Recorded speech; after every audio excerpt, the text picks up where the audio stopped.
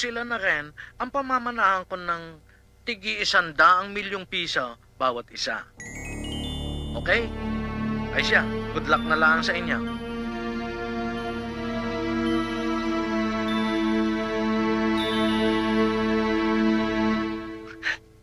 Call. At ngayon, Bogart at Menchie, alam niyo na kung anong saysay ng pagpirma niyo.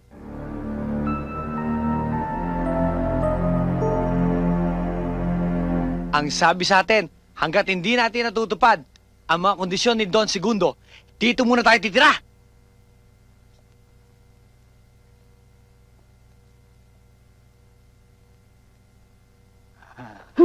Ano ba? Wilson, huwag masyadong lalayo. Baka maligaw ako dito. Ano ka ba? Bitaw mo ako. Kaya ka ba? Sungit mo neto. Oy, sandali. Asan yung bigay sa'yo ni attorney? Eto, bakit? Importante ba to? Aba, syempre. Naku, buti sinabi mo. Munti ko na singahan. Singahan. Hindi mo ba alam na dito nakalagay ang address ni Aling Marita? Ako ba? Ay, ingatan niyo yan. Oh, mahal kong Segundo. Hanggang sa dulo ng walang hanggan ang pagmamahal ko sa'yo. Ang iyong sinta, Marita. Ang sweet ni Don Minuto, no? Ano minuto? Segundo!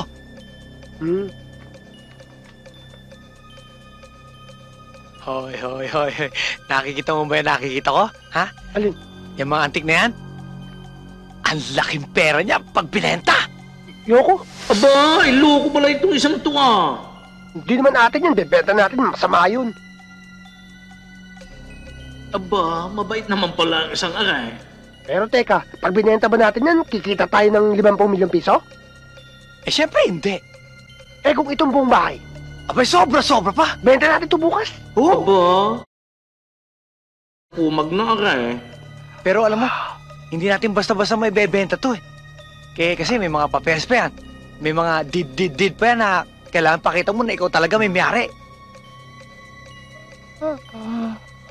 Tok na ako, Wilson. Halika na, tulog na tayo.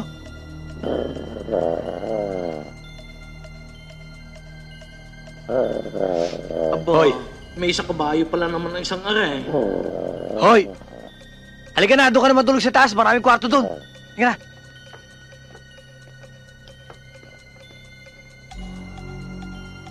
Aba, pwede pala yung natutulog ng nagtayaw.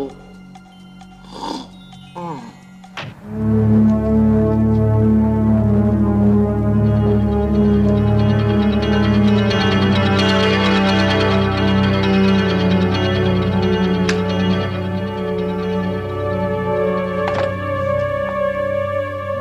Gamutin mo yan.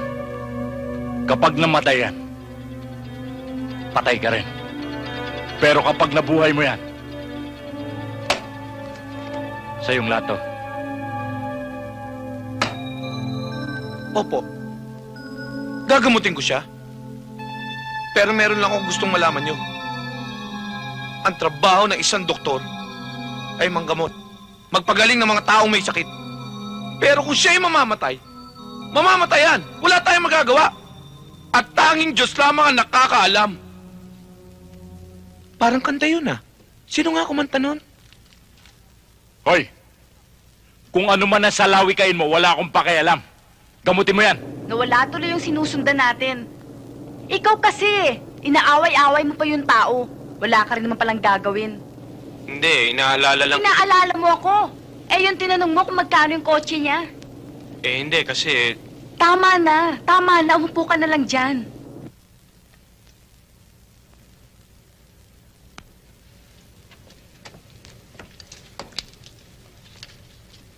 Ano yan?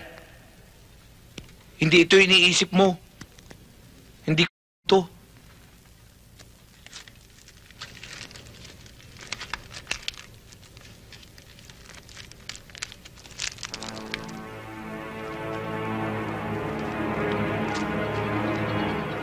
Excuse me. Celia nga. Silya raw.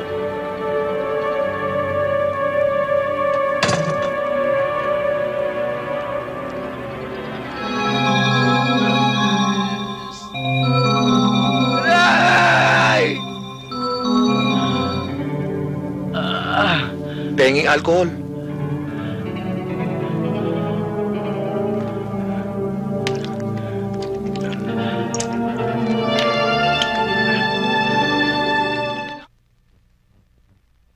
Sino bang ikakasal?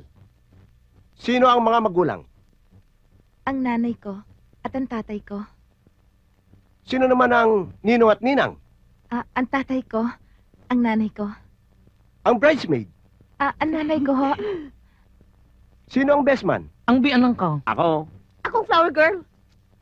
At ako rin yung ring bearer. Pambihira. Pinakyaw niya ng lahat ah. O sige, sige. Umpisahan na natin. Ikaw ba, Julieta? Tinatanggap mo ba ang makaisang dibdib si Romeo? Opo, padre. Ikaw, Romeo. Teka muna. Hindi ako pare. Uwes ako. Kung ganon, opo, huwes? Ikaw, Romeo. Tinatanggap mo bang makaisang dibdib si Julieta?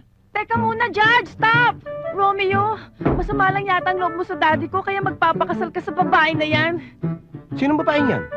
Your Honor, ako po si Honey, yung real girlfriend ni Romeo. Tumututol ako, hindi ako papayag sa wedding na yan. Ay, hindi natutulan mo. Baka gusto mo magkagripo ng dugo yung tagiliran mo. Hindi, yung ibig kong sabihin po, tuloy na yung wedding.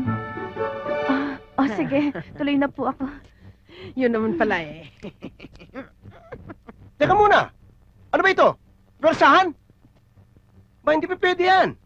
Kung persahan lang, tigil natin sa seremonyang to. Aba, Judge, tuloy mo na.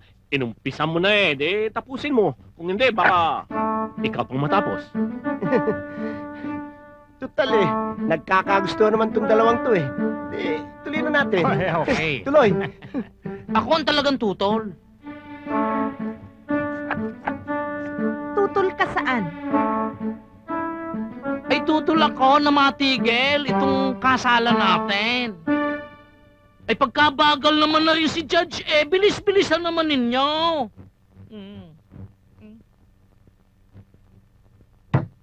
I pronounce you husband and wife. You may now kiss the bride.